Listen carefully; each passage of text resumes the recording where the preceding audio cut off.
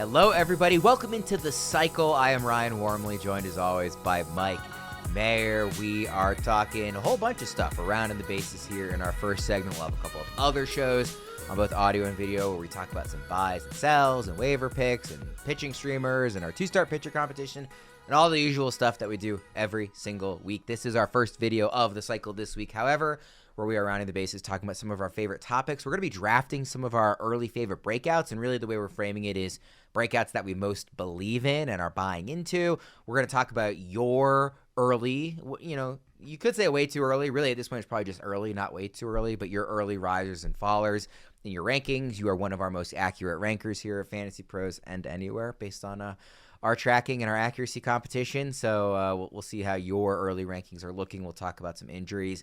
All that fun stuff. How are you doing today, Maher? I'm doing all right. I don't know if you've ever given me a compliment like that before where you acknowledged my ranking success, so I'm doing even better now.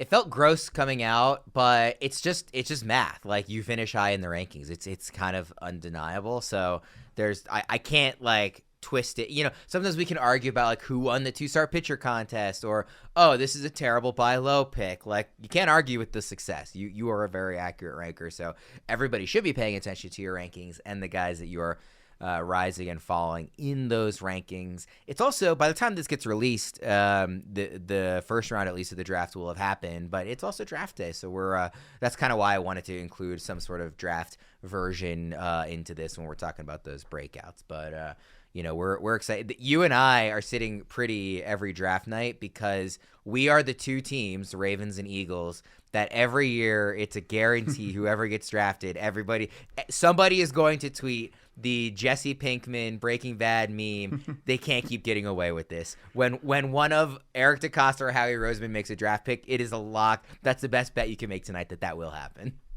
Yeah, I was just tweeting, or not tweeting, I was just texting with Debro before the show because he was, and we'll get back to baseball in a second, but he's submitting his mock draft for the mock draft accuracy contest on FantasyPros, and he was just kind of like, hey, does anything look off to you? What do you think about the Eagles pick? And I was like, I don't see Walter Nolan in your first round, and if he falls to the Eagles, you're gonna get the the same thing. How do they keep getting away with this? Because if Walter Nolan's going all over the place. Some people have him top 10, some people have him falling out of the first round. But I was like, if he falls to the Eagles, people are going to be furious. I'm not sure. I almost said it kind of tongue in cheek. I don't think there are any two teams that have more benefit of the doubt, especially in the first round on draft day, than whoever the Ravens take. People are going to say was a steal, was very good, and the same thing for the Eagles. The Rams are really good at drafting on day 3. They often don't have first round picks. There's other good GMs, but in terms of those first round draft picks, this is really our time to shine. So we will, except for Jalen Reagor. Yeah, well, nobody's perfect. Let's get back to baseball, what people actually care about here on this show. We'll dive into rounding the bases. There weren't a ton of overarching topics that I wanted to hit on, which is why, like I said, we kind of did the draft angle, your risers and fallers, injuries, all kind of the general stuff. I did want to ask about one specific player, and it's James Wood. And the thing I wanted to ask you is he's obviously been very, very good this season. His profile is pretty unique given the stats we're seeing from him. He is tied. Actually, I don't know if this changed maybe late last night. When I was putting this together on Wednesday evening, he was tied for the second most home runs in baseball with 8 already here in April. But he has a very, very high ground ball rate, 56.4% of batted balls. Again, that's going into last night, so I'm not sure if that changed at all. And I do know this changed. He had a 0% pulled fly ball percentage going into Wednesday night. He did pull that 8th home run last night, which I was watching because it was against the Orioles. So that is now 1 point something percent, or I forget the exact number. It's no longer 0, but the point is going into last night, it was 0. And again, over 50% of batted balls are on the ground. Are his power numbers sustainable when he is coupling both a ground ball rate and a fly ball rate going opposite field as high as he is? I think it's kind of like a catch-22 because on the one hand, you love seeing a young hitter going the other way, especially with power the other way. But on the other hand, you would love to see a little bit more pull power and less of a ground ball rate. So I think he's still a developing hitter. I think he's still a really good hitter. I know we talked about before the season, he was someone we talked about could be a first-round pick next year. And I think it's probably going to be like up and down. You're probably going to see some streaks like this, and then you're probably going to see some streaks where he probably goes cold, at least from a power standpoint. But a lot of the other data looks pretty good. Statcast is pretty red with all expected stats, like really high with like exit velocity, barrel rate, hard hit percentage. They all look really, really good. And so I just think we're seeing like a really good young developing hitter who is taking balls the other way. The one thing that I think is a little concerning in the profile is that he is right now like kind of feasting on fastballs, where off speed and breaking pitches not so much. So there is a chance that kind of comes back to bite him, especially if you're not pulling the ball. You want to see like pulling some of those like slower pitches. Because I was looking, preparing for the show. He's batting .327 against fastballs. Against breaking pitches, he's batting .179, and against off-speed pitches, he's batting .100. So that's a pretty stark contrast. And so you would want to see those numbers improve.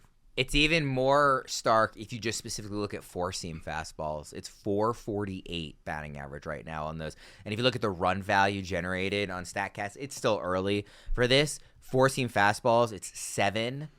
And nothing else is over 2 of any other type of pitch. So the four-seam fastballs especially are like that's where he's doing a lot of his damage.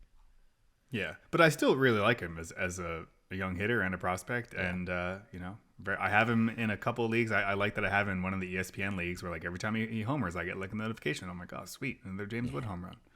I have him in a few leagues as well. I wanted to highlight an article that came out a couple of days ago. So some of these numbers have been since updated, but on MLB.com by Thomas Harrigan, where he kind of lays out that it's interesting that he's not pulling any fly balls, but it hasn't been a problem. And there's a couple of different leaderboards he provides. One of the interesting ones was his barrel rate on fly balls is extremely high, because typically hitters who hit a lot of ground balls aren't generating a lot of barrels. So when he does hit it in the air, he needs to barrel it at a high percentage. He's at 55.6% of the time this season, 10 out of 18 fly balls. Again, this is as of a couple of days ago, so this might have gone down. I'm just referencing the article right now. Nobody else as of that point was above 50%. Next highest was 48, then 44, 42, 41. So he was in first by a wide margin on that range. He also has the 4th highest slugging percentage on non-pulled balls dating back to last season, behind only Aaron Judge, Shohei Ohtani, and Elly De La Cruz. So those are a couple of numbers that I wanted to highlight. I just find his profile really fascinating because I think he's really, really good. Like, this is not me trying to say he's not a great player. I think he is. I think he's a superstar, honestly, like in the very near future. I think he's already a fantasy stud. And I think it's just really fascinating to see somebody who not only isn't pulling the ball in the air, but is also hitting a lot of ground balls. Like the ones that he does hit in the air, he has to take full advantage of. And so far this season he is. Where do you think, based on what we've seen in this first month, where would you imagine he kind of winds up for you going into next season, let's say? Is he somebody that you expect to finish as like a top 10 outfielder and to be a first-round pick next year based on these early returns? Does the profile worry you enough that you think if there's even a little bit of regression on that barrel rate on fly balls or what have you, that maybe we are looking at more of like a late second, high third round pick next year? What are your expectations for the rest of the way? I think probably second, third round consideration. I think a lot of it will also depend on how much he runs. He has 3 stolen bases through 24 games. If he keeps up that pace and we get kind of 15 plus stolen bases, then that's another kind of stat to kind of hang your hat on that can elevate him a little bit more. But I think we're still looking at probably a second round pick. It's kind of interesting. It's like the inverse of what you think with like a lot of young hitters that come up. They're especially ones that hit for power, they usually are good at pulling the ball, and like learning to hit the ball the other way, especially with power, is kind of a learned trait. So he's kind of doing it backwards.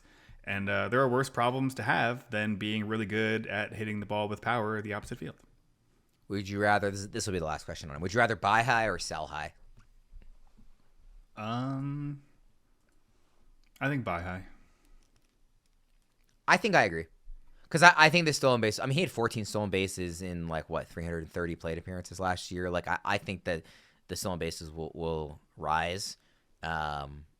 And you know what? If they stay a little low because he can't run because he's hitting homers, we'll take that trade off, right? So, exactly. So yeah, I would also look at him as a buy high. I do want to let everybody know, as I've been mentioning all month long, that if you want a chance to win a signed Nico Horner Cubs jersey for free, courtesy of our friends at pristineauction.com, all you have to do is subscribe to the FantasyPros MLB YouTube channel right now, drop a comment below on any video, and that's it. We will be announcing a winner right here on the podcast, so make sure to turn on those notifications so you can know when new videos are up and to claim your prize.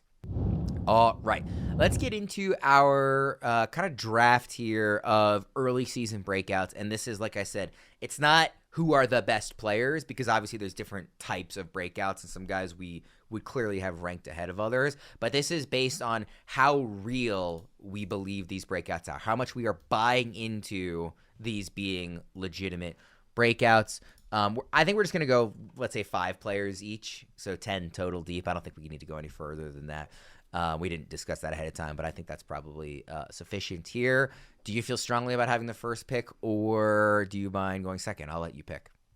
I'll go second. Are we doing snake or just linear? Or does it not matter? No, two-man drafts. I think snake is dumb.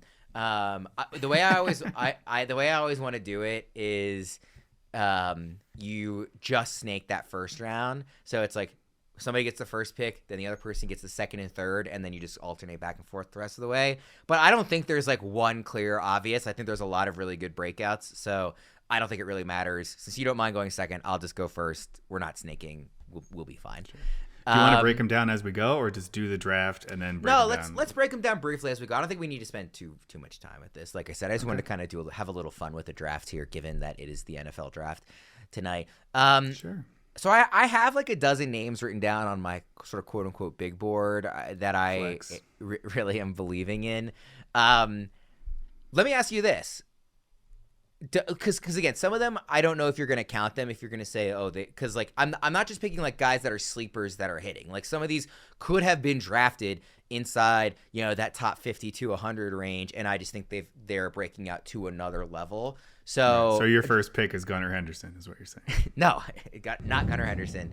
I'm going to go with Hunter Greene as my first pick, because I know he's coming off of a worse start, but he was picked inside the top 100, and he is doing a lot of what he did last year, just better. I think this elevation in his performance is better. I think if he stays healthy, I would like call him a lock to be a top 6 to 8 starting pitcher at worst, assuming health the rest of the way. Like, I think it's extremely legitimate. And so I just assuming you're willing to count that was one of the names I had in mind of like was already good, but taking it to another level. He's my number one pick in terms of the guy I most believe in.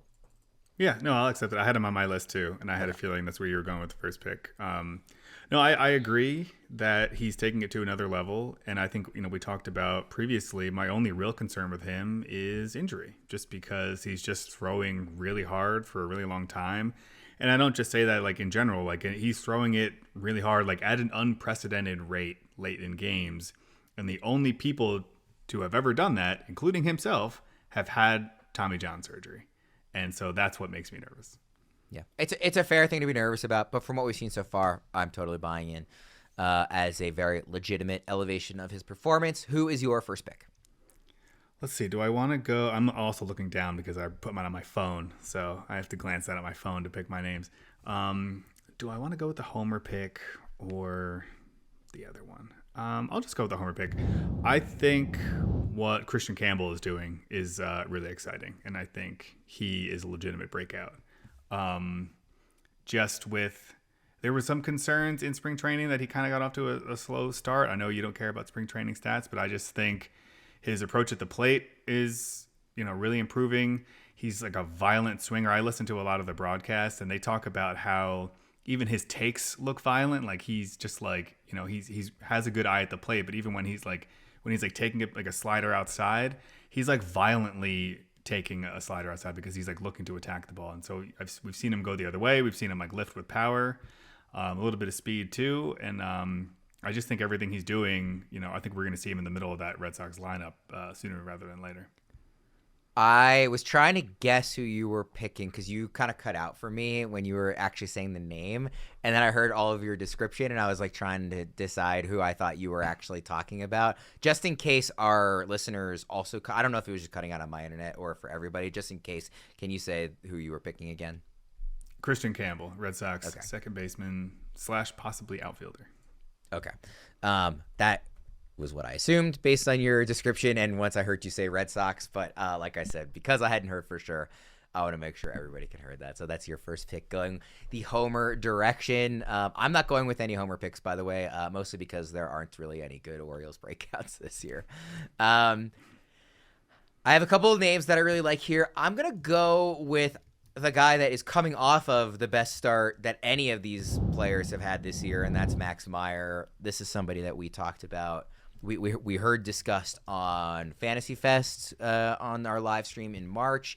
Somebody that a couple of analysts and specifically guys who really specialize on the pitching side of baseball really liked this spring, that I bought into them really liking them. People who I think are smarter than who I know are smarter than me when it comes to this stuff. So I have a lot of Max Meyer like that I took as late round picks or cheap at the end of a salary cap draft, and he had already looked really good. And now he has this 14 strikeout, 5 hits, no run gem against a Reds team that had just scored 24 runs against the Orioles like the day before. So it was a hot lineup, and he completely shut them down. He looks awesome. The slider is as great as always, but he's really, I think, kind of rounded out the pitch repertoire that he's been using this year in a better way than he's done in the past.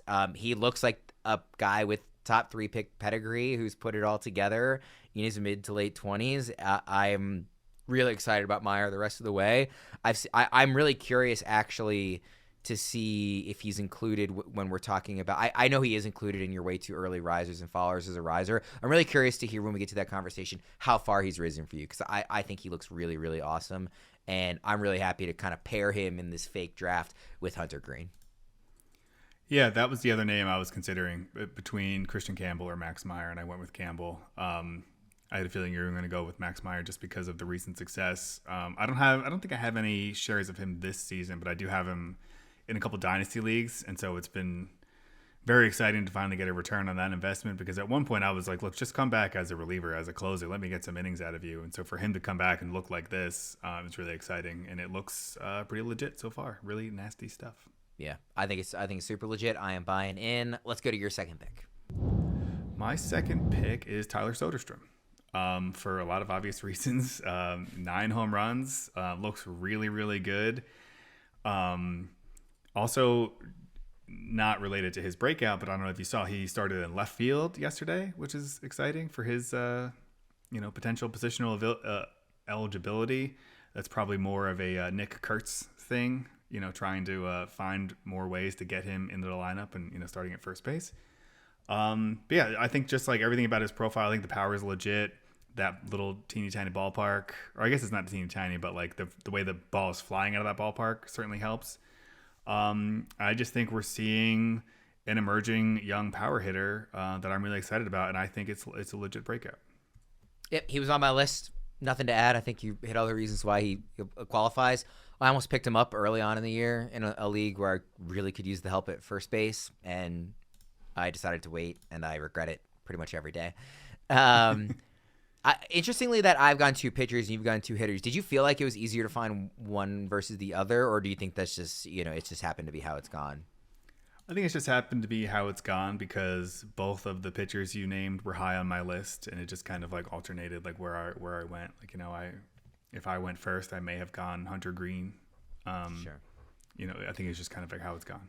Okay. Well, my third pick, if you'll allow it, will not be a pitcher. I don't. This one is, I think, probably the one where I would most anticipate getting pushback of he doesn't count. I think he does count because of the power breakout. We literally just talked about him. James Wood. I think he's broken out from because the thing is he was going high in drafts, but he was like relative to what he had done last year. But that was because people were anticipating the breakout. So I don't want to like count that against him, the fact that he has lived up to the anticipated breakout. It's not like he truly broke out last year, even though he did provide 9 home runs, 14 stolen bases in half the season. It wasn't like he was useless last year, but I think this is a new level. I think going from that like 60 pick range to like maybe inside the top 25 next year is a breakout. And I think the power is legitimate even talking about all the reasons we just talked about at the start of this segment. So will you allow James Wood?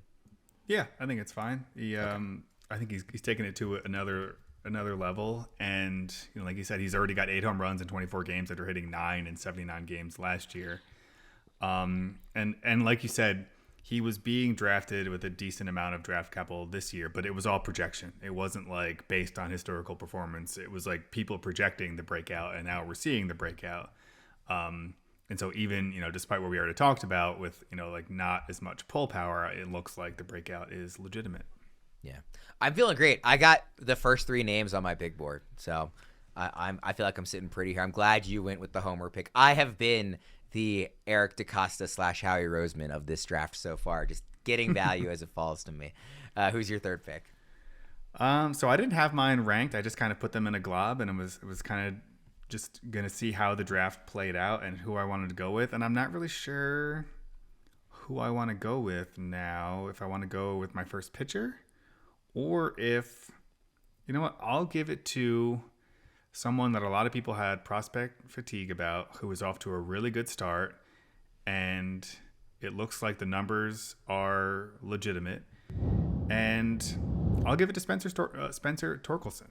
I think that he's actually finally breaking out, if you'll allow it.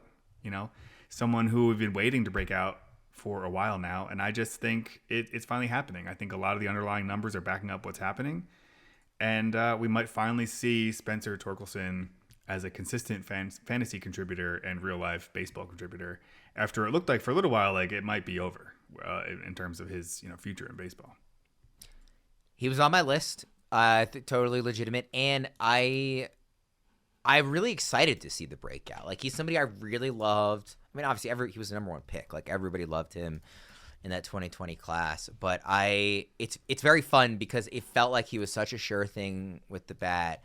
And then, like you said, it looks like it might be done. Like, I know you don't want to write off a guy too early, but like it was so bad that to see him now take this step forward, like, it's been one of the more enjoyable storylines for me early this season. I really liked watching him take that leap it looked and live up to it. Sorry, it looked like at one point like the Tigers were like not even like guaranteeing a roster spot for him this year. He had to kind of like earn his way onto the team. Yeah, so I like that pick a lot. The fourth name on my board, again, just taking this value as it comes. Although, like I said, some of your guys were on my list as well. Brice Turang. I think it's legitimate what he's done. If you look at his StatCast page last year, stuff like average exit velocity, barrel rate, hard hit rate, very, very blue. 14th percentile, 3rd percentile, 9th percentile, bat speed, 2nd percentile. This is all very poor. It's all better this year, and some of those are a lot better. Average exit velocity is now 90th percentile. He's averaging 93 miles per hour on the average exit velocity. Hard hit rate is now 78th percentile. His batting average is 350, but his expected batting average is 316. It's still over 300. He's been just hitting a lot better. Again, looking at some of the numbers, like compared to last year, his exit velocity was 87. That's 6 miles per hour better on average. His max exit velocity is much better. Again, the expected numbers just are a lot improved over last year. The barrel rate is like 3 or 4 times what it was last year. I think it's a very legitimate breakout. The stolen bases, I think we were probably both confident we were going to get a lot of those regardless. Also, we just know the Brewers run so much. That still continued. He has 8 already here in the first month of the season, but he already has 3 home runs after hitting just 7 last year. I don't know that he's going to hit 20, but I wouldn't be surprised if this breakout is legitimate, which I am saying that I think it is, if it gets to like 12 to 15, and then if you throw that in with 45 steals and a 300 batting average, like that is a real elevation of his value, and I think it's legit, especially looking at the StatCast data. So I know Turang is somebody that you were kind of thinking of as like maybe a sell high early in the season. Do you still feel that way? Do you not buy into this breakout as much as I am? I probably in between. Like, I probably don't buy into it as much as you do, but I do see the improvement. Like, I felt like last year he was like a very frequent sell high for me. I had to like stop myself from writing him as a sell high like every week. And there were, he fell off the cliff at one point, but he also stole 50 bases. So it's not like you had to remove him from your lineup at any point. His batting average didn't hurt you to the point where I thought it would, and he stole 50 bases. So not really much you can say about that. It's also interesting. He's hitting lefties better this year. His batting average against lefties is over 300. Whereas like last year, that was kind of a sore spot for him. He wasn't like the worst against lefties, but he batted like 230 something against lefties. So yeah, it's an interesting choice. Banking on calling a guy who stole 50 bases last year as a breakout, I think is a little questionable. But you did at least shy away from the stolen bases and focus more on the bat. So I guess we have to allow it. Yeah, I mean, you can break out if you were just a one category contributor last year, and I think are now contributing in multiple categories. And again, it looks so much more legitimate than last year. Like even just looking like last year, his batting average was 254. It's not like that was like a terrible anchor to your batting average category.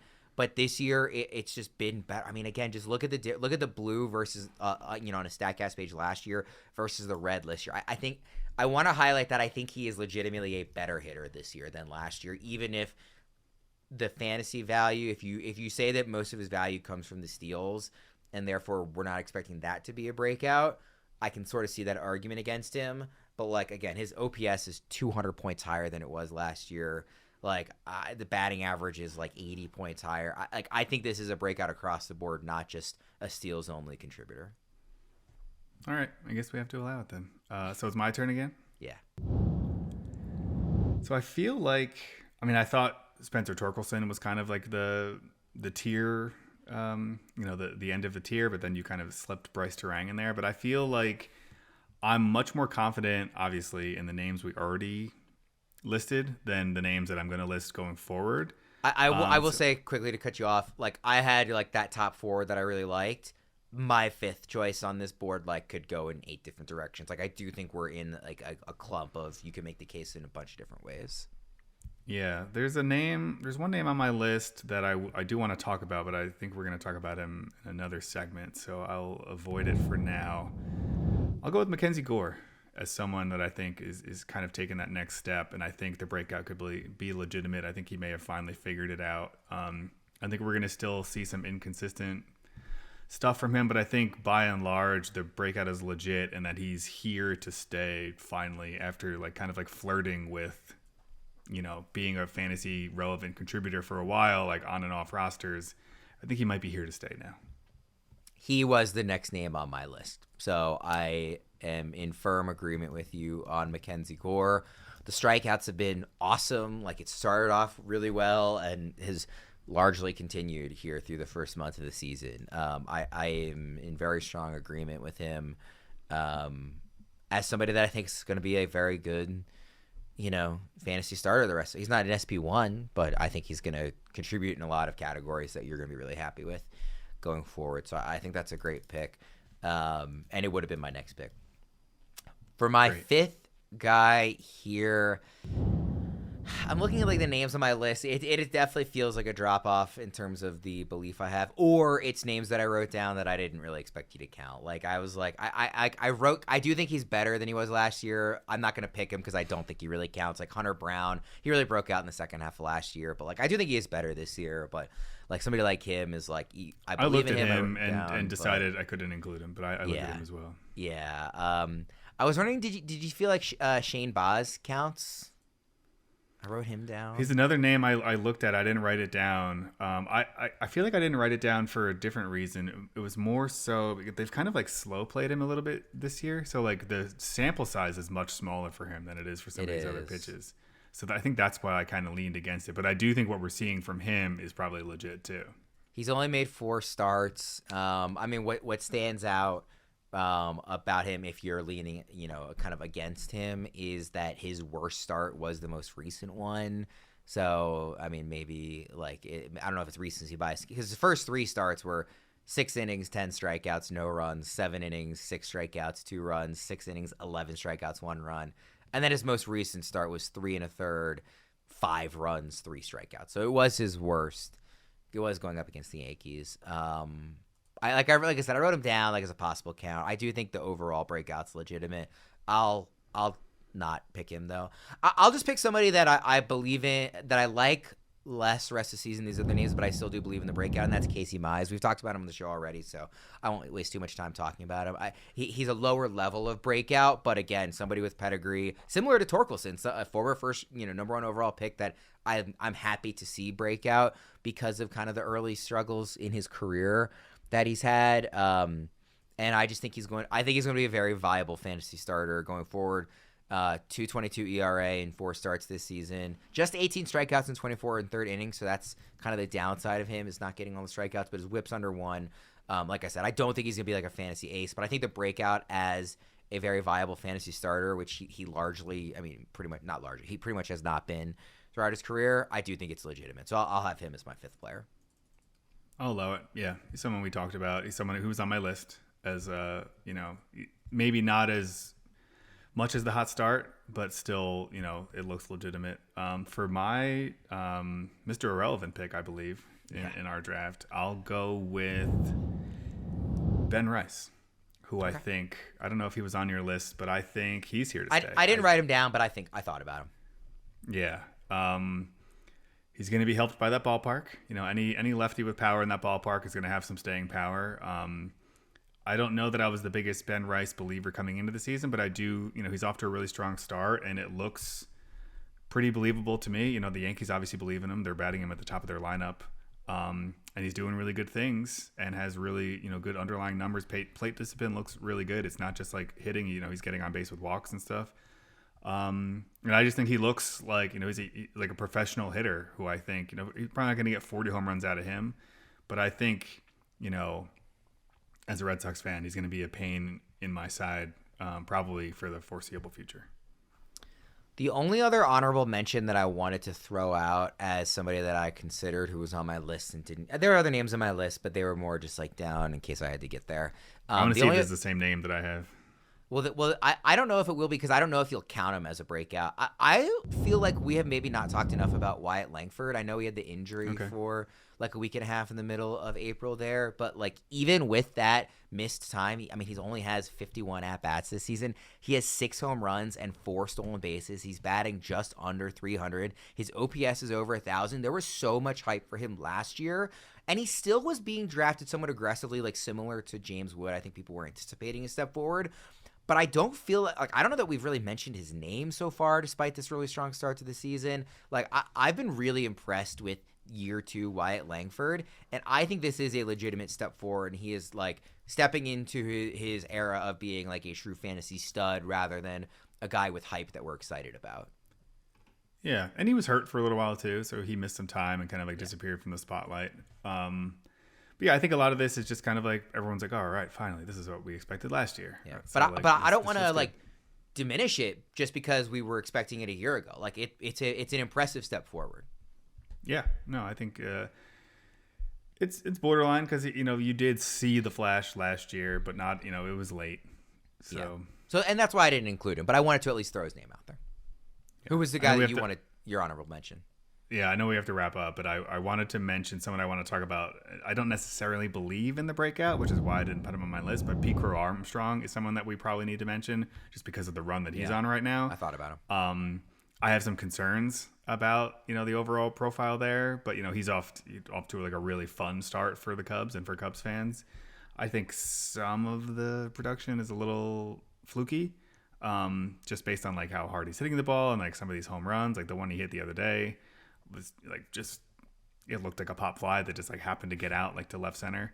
So I think you're going to see some inconsistent production there, but I don't just because of how hot he is right now, I don't know that we can talk about breakouts without mentioning what he's doing. Otherwise the YouTube comments will get really mad at us, but I didn't include him because I don't necessarily believe as much in his breakout as I do with the other names on this list. Please let us know in the comments, guys, breakouts that you believe are very legitimate that we should have given a shout out to in this segment if we forgot them, and let us know whose kind of team of breakouts you like better. Reminder, I got Hunter Greene, Max Meyer, James Wood, Brice Turang, and Casey Mize. Mayer had Kristian Campbell, Tyler Soderstrom, Spencer Torkelson, MacKenzie Gore, and Ben Rice. And remember, it's not who has the better group of players, it's whose breakouts are we most believing in. We went a little long in that segment, so we'll go quickly through our other 2 segments here on Rounding the Bases. I just want to throw out some latest injury updates. I thought it was hilarious. I pulled up, I like to just pull up the ESPN, like MLB headlines, and I do the same on MLB.com when prepping for the show, just to make sure there's so much baseball going on. We're also prepping for the NFL draft. I just want to make sure there was nothing I forgot or like totally missed. And all the top headlines were about pitcher injuries. So I figured let's just quickly run through these. The top headlines, this was as of last night. Blake Snell to pause throwing after discomfort. No MRI for Christopher Sanchez. O's Grayson Rodriguez has a lat injury, is weeks from throwing. Edwin Diaz is good after exiting Mets win with hip issue. The other are lesser important names. But then you also threw in a non-pitcher, Corey Seager, injury as well. So just because we want to go quickly here, any of those stand out as surprising or impactful? I mean, obviously these are some Sanchez, Snell, Grayson when he's healthy. Like, these are some quality names. Edwin Diaz, RP1 for a lot of people. Like, what are your kind of takeaways from these headlines? My takeaway is, what are we doing with Christopher Sanchez not getting an MRI here? Like, why? Like, what's the downside of getting an MRI? The guy I always laugh when they're like, yeah, an MRI is probably not necessary. I'm like, you're rich. Just do it. Like, why not look? Yeah, I was listening to the CBS guys, and they said, like, maybe because he's on the road and they're just kind of, like, delaying it, they'll give him an MRI when he's back, which I hope so, because, like, why not? Like, the guy left with, like, his velocity was down. He left with forearm soreness. Yeah. As we all know from the last several years, your forearm is connected to your Tommy John. And so, like that's, like, the worst-case scenario. Like, if you just, like, they're like, he's fine, we'll run him back out there, and then, like, now you need Tommy John surgery. Wild that they're not giving him an MRI. Agreed. I'm considering this like something close to a lost season for Grayson Rodriguez. It was an optimistic, update most recently, but like, I mean, by the time he's actually able, assuming everything goes well, by the time he's actually able to contribute to your fantasy team, I'm assuming it's going to be like July, like at the rate this is going. So, Blake Snell, obviously you don't like to see a guy pause throwing with discomfort. And then you wrote down Corey Seager, like I said. Yeah, that one happened late, and it's just like, well, there's another shortstop down. Throw that in there too. All right, and then we'll wrap up here with your way too early risers and fallers. Some of these names we've already hit on, so you can go quickly through them and maybe just spend a little more time on the names that we haven't already discussed. Let's start with the risers, and I will just read some of the names that you wrote down that we've already talked about. Spencer Torkelson, Tyler Soderstrom, Max Meyer, Hunter Greene, Kristian Campbell were all just drafted, so we know you like them. If you want to quickly hit on maybe how far they've risen, you can, but those names we've already kind of dived into. Yeah, I don't want to go through how far they've risen just because it might take me a while to look back and forth because I didn't write down how far they've risen. But what I did beforehand was I took my draft rankings and I put them next to my rest of season rankings, and I just kind of like ran it through ChatGPT just to see. I was like, who's moved the most here? Just kind of figured like that was the fastest way to do it. There were some other names that like maybe they got hurt, so they got dropped off the list, so I didn't include guys like that. But I included the guys that you mentioned, like they've shot up my list. Tyler Soderstrom for obvious reasons, Torkelson for obvious reasons, Max Meyer. We've talked about these guys. The two that weren't on my that we didn't talk about, they're not really breakout candidates, which is why we didn't talk about them. Trevor Story is off to like an incredible start. Someone that I grabbed late in a lot of drafts, but I've had to move up in my rankings just because he's off to a really good start. Obviously, the concern there with Trevor Story is always injury. But it is, encouraging to see him, hitting in the middle of that lineup, hitting for power, stealing bases, going the other way, off to a really, strong start. And then Nico Hoerner, who I kind of had buried in my rankings just because he was hurt coming into the year. And I was like, I don't know when we're going to see Nico Hoerner. I don't know if he's going to run as much when he comes back. And it was like, boom, he's ready for the start of the season. And he looks like the Nico Hoerner of old. And so I've had to shoot him back up my rankings because he looks really good and he's producing better than a lot of other second basemen that I had ranked ahead of him coming into the year. How about your fallers?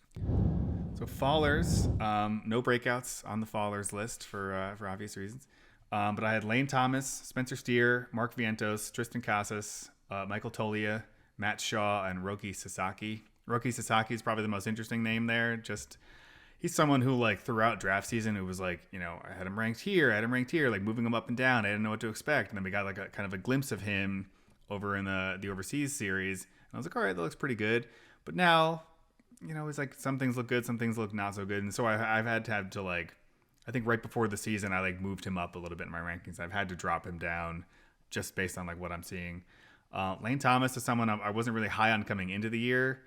I always felt like he was just kind of like a guy. I've still had to drop him just because I've had to drop him in rankings, and he's like borderline droppable in fantasy because of how bad he's been. Spencer Steer, similar thing. He's someone I was high on, but I've had to drop because he's just off to like a horrible start. I tweeted about him yesterday, and I got a couple replies of people saying, I just don't think that shoulder's right. I think he's still hurt. Maybe that's the case. I don't know.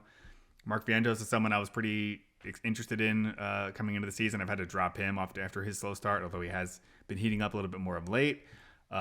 Same thing for Tristan Casas. I was hoping he would be like a value at first base. He got off to an atrocious start.